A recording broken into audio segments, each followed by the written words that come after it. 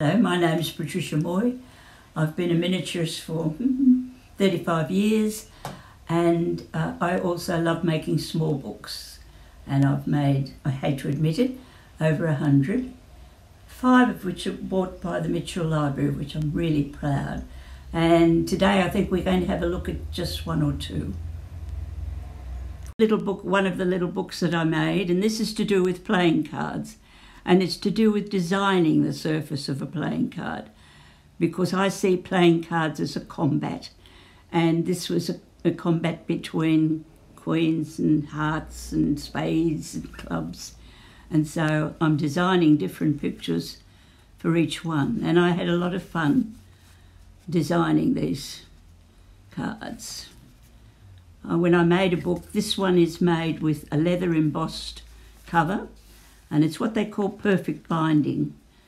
So even this front piece was painted specially for the book, and it all fitted into that little cover. That's number 1. I was a boarder for 5 years, and nuns always thought boarders needed to take salts to keep them healthy. So we'd be given our dose of salts every Friday night in the bathroom. And when the nun wasn't looking, we'd toss them into the shower recess, so we never took the salts.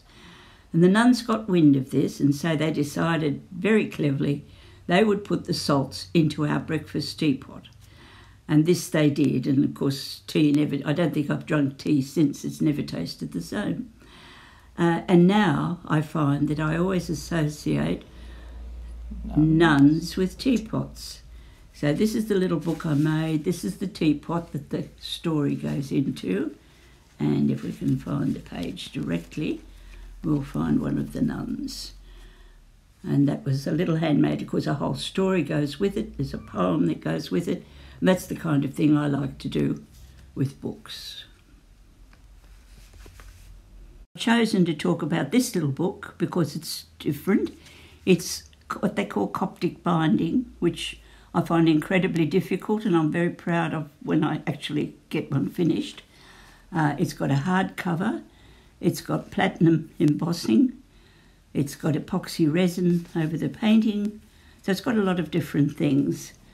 And it's all blots. That's all these pictures in this book started out as blots, which I then do what I call watercolour reduction, which means I see faces, I see things, and I want you to see them too. So I take watercolour off to show you. Can we stop? Can we stop? One of these blots, or 2 of these blots, I saw cicadas. And so these 2 cicadas were produced that way, by a blot first and then reducing the watercolour with a damp brush until I could show you the cicadas. That's number 1. Okay, this is a bigger blot, and there are cicadas there, although also a face appeared.